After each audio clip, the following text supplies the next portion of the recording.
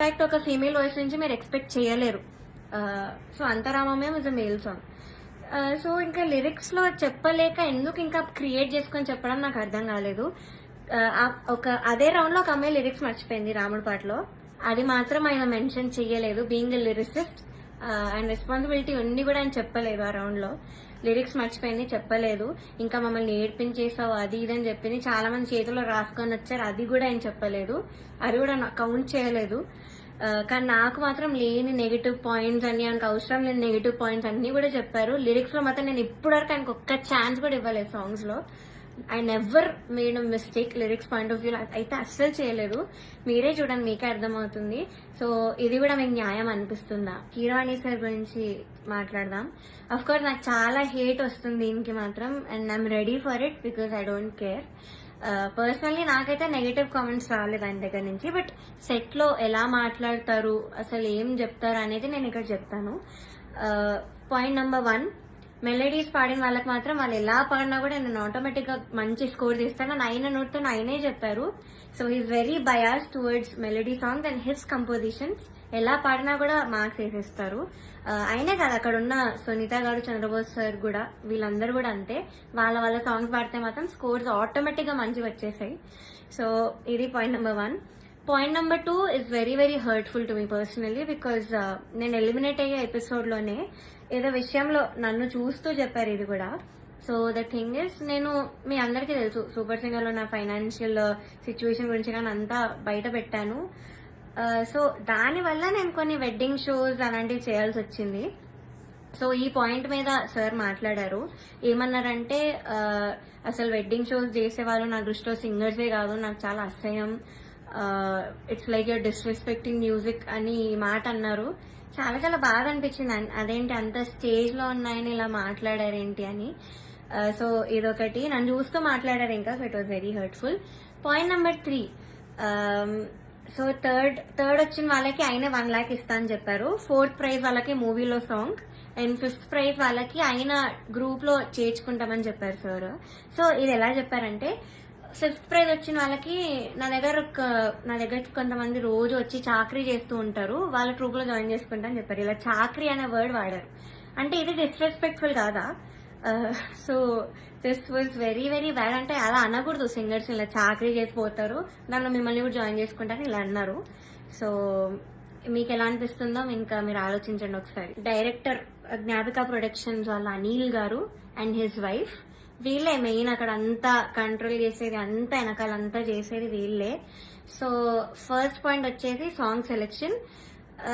First నేను మీకు చెప్పినట్టు జడ్జెస్ అక్కడ బయాస్డ్. సో కిరాణి సార్ ఏమో మెలడీస్ వాడితే వేసేయడం, ఆయన కంపోజిషన్స్ వాడితే వేసేయడం, చంద్రబోస్ సార్ కూడా అంతే, సునీత గారు కూడా అంతే సేమ్. సో ఇలా తెలిసేసరికి ఒక కంటెస్టెంట్ కి మాత్రం ఓన్లీ వాళ్ళ సాంగ్ దే ఇచ్చారు, మోస్ట్లీ వాళ్ళ సాంగ్ దే ఇచ్చారు ప్రతి రౌండ్ లో. ఇంకో కంటెస్టెంట్ కి ఏమో నీకేం వచ్చో చెప్పు, ఆ సాంగ్ ఇచ్చేస్తామని చెప్పి ఇలా ఇచ్చారు ఒక కంటెస్టెంట్ కి. సెకండ్ పాయింట్, ఆ కంటెస్టెంట్ ఒక రోజు రాలేదు అనేసరికి అంతా షఫుల్ చేసేసి ఎపిసోడ్స్ అని ఏదేదో చేశారు. అండ్ అలాంటప్పుడు ఇంకెందుకు ఆడిషన్స్ పెట్టి అందరినీ తీసుకొని, ఎందుకు అసలు పార్వతి అంతమందిని తీసుకొని ఒక్క అమ్మాయితో చేయొచ్చు కదా సిల్వర్ జూబ్లీ సిరీస్ అని. సో అదొకటి. థర్డ్ పాయింట్ వచ్చేసి, ఫ్యూచర్ లో ఒక ఎలిమినేషన్ జరుగుతుంది నాకంటే ముందు, అని మీరు చూస్తారు ముందు ఎపిసోడ్స్ లో. అయితే ఇది చాలా కామెడీగా అంటుంది మీకు, మీరు నమ్మలేరు కూడా. ఇద్దరిని తీశారు, ఒక అమ్మాయిని ఒక అబ్బాయిని. అయితే కరెక్ట్ షూట్ ఇంకో 2 days లో ఉందనగా వాళ్ళకి సాంగ్స్ మార్చేశారు. ఆ ఇద్దరికే సాంగ్స్ మార్చారు with a very funny reason. కిరాణి సార్ కి రాగం నచ్చదు అని, శివరంజని అనే రాగం నచ్చదు అని వీళ్ళిద్దరిని తీస్తారు. కామెడీ ఏంటంటే, అదే రాగంతో ముందు స్కెడ్యూల్ ఒక అబ్బాయి పాడాడు, అబ్బాయికి బాగానే మార్క్స్ వచ్చాయి. అదే స్కెడ్యూల్ లో ఇంకొక అబ్బాయి కూడా పాడాడు, అబ్బాయి కూడా బాగానే మెచ్చుకున్నారు, మంచి కామెంట్స్ వచ్చి అన్ని వచ్చాయి. బట్ వీళ్ళిద్దరికి మాత్రమే సాంగ్స్ మార్చేశారు. అయినా కూడా దీస్ 2 పాపం ఆ టైంకి నేర్చుకొని I think they did very well మార్చినా కూడా. కానీ వాళ్ళనే ఎలిమినేట్ చేశారు యాజ్ ఐ ఎక్స్పెక్ట్. నేను అప్పుడు అనుకున్నా, యాక్చువల్లీ సాంగ్ ఇలా మార్చేసి అంత ఏదేదో చేస్తున్నారో, నేను అప్పుడు అనుకున్నా వీళ్ళిద్దరిని తీసే ఛాన్స్ ఉంది అని. And the thing is, కిరాణి sir రాగం నచ్చకపోతే మరి ఎందుకు చేశారో తెలీదు. అంతర్యామి అనే పాట అదే రాగంలో చేశారు. బట్ ఏమో ఆ ఫన్నీ రీజన్స్ అయితే వీళ్ళిద్దరు సాంగ్ అయితే తీసేశారు కరెక్ట్ ఎలిమినేట్ చేసే ముందు. అండ్ నౌ నేను ఎందుకు అంత మెంటలీ ఎఫెక్ట్ అయ్యాను అని ఇప్పుడు చెప్తాను. ఫస్ట్ థింగ్ నేను చెప్పినట్లు డిస్క్రిమినేషన్, అది ఇంకా జడ్జెస్ యొక్క డిస్గస్టెడ్ లుక్ తో నన్ను చూడడం, ఎప్పుడు ఒక చీడ పురుగును చూసినట్టు చూడడం, they treated me like I'm worthless. So అలా ట్రీట్ చేశారు, జోక్స్ వేశారు వాళ్ళు కూడా నా బాడీ మీద. ఇవన్నీ నాకు ఆడియన్స్ ద్వారా తెలిసింది, వాళ్ళకి వినిపిస్తుంది కాబట్టి వాళ్ళు పక్కనే ఉంటారు. సో నేనైతే అస్సలు ఎక్స్పెక్ట్ చేయలేదు, ఇలాంటి జడ్జెస్ దగ్గర నుంచి అయితే అస్సలు ఎక్స్పెక్ట్ చేయలేదు. అంటే నేను ఎన్ని షోస్ చేశాను, తమిళ్లో పాడాను, అన్నిట్లో పాడాను, ఎప్పుడు కూడా ఇలాంటి ఎక్స్పీరియన్స్ ఒక జడ్జెస్ నుంచి అయితే నాకు ఎప్పుడూ లేదు. శ్వేతామోహన్ గారు ఇప్పటికి కూడా మాట్లాడతారు, నన్ను ఏంజల్ అంటారు, the sweetest, the most talented అంటారు. అలాంటిది ఇక్కడ వీళ్ళే నన్ను ఇలా ట్రీట్ చేస్తున్నారు, ఇలాంటి మాటలు అంటున్నారని చాలా చాలా బాగా అనిపించింది. అండ్ సెకండ్ థింగ్, ప్రొడక్షన్ వాళ్ళు ఎస్పెషల్లీ అవుట్ఫిట్స్ విషయంలో మమ్మల్ని బొడ్డు కిందకి కట్టుకో, సారీస్ ఇచ్చి కిందకి కట్టుకో, ఇలా ఎక్స్పోజింగ్ చేయన్న వేలో చెప్పారు. చాలాసార్లు తిప్పేవాళ్ళు నన్ను ఎస్పెషల్లీ కరెక్ట్ పాడే ముందు. అంటే ఎగ్జాస్ట్ అయిపోయేదాన్ని ఆ టైంకి, అయినా కూడా ఐ గేవ్ మై బెస్ట్, అది వేరే విషయం. అండ్ ఇలా బాడీ షేమింగ్, ఆ కాస్ట్యూమ్ డిజైన్ అయితే నా ఫేస్ మీద అన్నాడు, ఇలాంటి బాడీకి నేను ఇంకేం ఇవ్వగలను అన్న మాట అన్నాడు.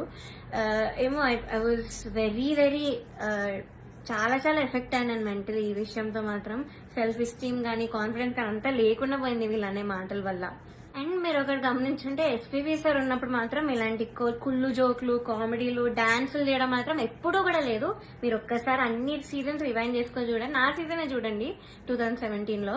కానీ ఎప్పుడైతే జ్ఞాపిక ప్రొడక్షన్ అనేది వచ్చిందో అప్పటి నుంచి ఇవన్నీ స్టార్ట్ అయ్యాయి. So they the main reason ఈ పాటతీగా ఇలా అయిపోవడానికి కారణం వాళ్ళే. మమ్మల్ని ఇలా డాన్స్లు వేయమని, అదేవో కుళ్ళు జోకులు చెప్పమని. మీరు ముందు చూస్తారు, ఇప్పుడు ఎర్రని కొరదని గోపాలలో నేను చాలా డాన్స్ చేశాను, నెక్స్ట్ వచ్చే ఎపిసోడ్ లో కూడా డాన్స్ చేశాను, because I was forced to dance. So చేశాను, నేను ఇప్పటివరకు అయితే అంత డాన్స్ ఎప్పుడూ చేయలేదు రియాలిటీ షోలో, కానీ చేశాను, మీరే చూస్తారు. అండ్ మాకు ట్రాన్స్పోర్ట్ లో ఒక కంటెంట్ మేనేజర్ మాత్రమే వచ్చేవాళ్ళు కార్లో, బికాజ్ మా ఇంటి పక్కన ఆయన కూడా ఉంటారు. సో సేమ్ వెహికల్ అయ్యేది. అండ్ ఆయన ఏం చెప్పేవాళ్ళంటే పర్ఫార్మెన్స్ చాలా ఇంపార్టెంట్, మీరు డల్ అప్పట్లో కాదు, మీరు అలా నించొని పాడితే ఎవరు చూడరు, అది ఇది అని ఆయన అన్నారు. And one more thing is, Janaki అమ్మ రౌండ్ జరిగింది. మీ అందరికీ తెలుసు నాకు జానకి అమ్మకున్న బాండింగ్, నా పోస్ట్ కూడా ఉంటుంది అక్కడ ఇన్స్టాగ్రామ్ లో. సో అన్ని ఫొటోస్ ఉన్నాయి నా దగ్గర, ఆమెతో అంత ఎక్స్పీరియన్స్ ఉంది అమ్మమ్మతో, చాలా స్వీట్ మెమరీస్ ఉన్నాయి. అవన్నీ నేను చెప్దాం అనుకున్నా కూడా నేను చెప్పనివ్వలేదు స్టేజ్ మీద. అండ్ నా ఫొటోస్, అంకుల్ ఇలా ఫొటోస్ వేస్తారా, సో నేను ఎక్స్పీరియన్స్ అంతా చెప్తాను, నాకు అమ్మమ్మ గురించి నేను మంచిగా చెప్దాం అనుకున్నాను అంటే కూడా నన్ను ఒప్పుకోలేదు. వేరే కంటెస్టెంట్స్ అందరూ ఫీల్ అవుతారమ్మా అది ఇదని చెప్పి నన్ను ఆపేశారు. బట్ కె రాఘవేంద్రరావు గారి ఎపిసోడ్ అయింది మొన్న స్కెడ్యూల్లో. అండ్ ధృతి is very very close to him, అక్కడ ఉన్న అందరితో క్లోజ్, జడ్జెస్ తో కూడా ఆఫ్ కోర్స్. సో ఆయన ఫొటోస్, తన ఫొటోస్ మాత్రం వేశారు అండ్ తనతో చెప్పించారు. నేను చేస్తే మాత్రం వద్దని, తను చేస్తే మాత్రం మంచిగా చూపించారు, అంత హైప్ చేశారు. ఇది మీకు న్యాయం అనిపిస్తుందా, మీరే చెప్పండి. నౌ థర్డ్ ఫైనల్ స్కెడ్యూల్, అంటే నేను ఎలిమినేట్ అయిన స్కెడ్యూల్. అయితే 4 రౌండ్స్ ఇచ్చారు, 6 గా డివైడ్ చేశారు. కామెడీ ఏంటంటే కొంతమంది క్లాసికల్ రౌండ్, కొంతమంది కాలేజ్ రౌండ్ అంట, ఒక చెత్త రౌండ్ ఒకటి పెట్టారు. దానిలో చెత్త పాసిబుల్ సాంగ్స్ అన్ని ఇచ్చారు, అంటే సింపుల్ గా పాడి పడేసేవి. దానికి క్లాసికల్ రౌండ్ కి మార్క్స్ కి కంపేర్ చేశారు. ఇదొక కామెడీ విషయం ఈ స్కెడ్యూల్లో, మీ అందరికి తెలియాలి కాబట్టి చెప్తున్నాను అంత క్లియర్ గా. సో ఇది జరిగింది. ఓకే, నేను ఎన్నో రాత్రులు వస్తాయి పాడండి డ్యూయట్ రౌండ్ లో, which is Ilaiyaraaja sir and SPB sir round మాట. వాళ్ళ బర్త్డేస్ వస్తున్నాయి కాబట్టి ఈ రౌండ్ ఇచ్చారు. డ్యూయట్ రౌండ్ వేరే ఒక అన్నతో పాడాను. అయితే ఇదైతే I did very very well, especially orchestra నుంచి చాలా అప్లోజ్ వచ్చింది ఈ పాటకి. నా హై నోట్స్ మీద ఎక్కువ మెచ్చుకున్నారు, చాలా బాగా వచ్చింది, వాయిస్ లో చాలా బాగుండింది, చాలా హాయిగా ఉండింది మైక్ లో. ఆ రోజు వింటుండే సిస్టమ్ లో చెప్పారు ఆ రోజు స్టేజ్ మీద. నాకైతే పక్కకు పిలిచి కూడా చాలా మంది చెప్పారు.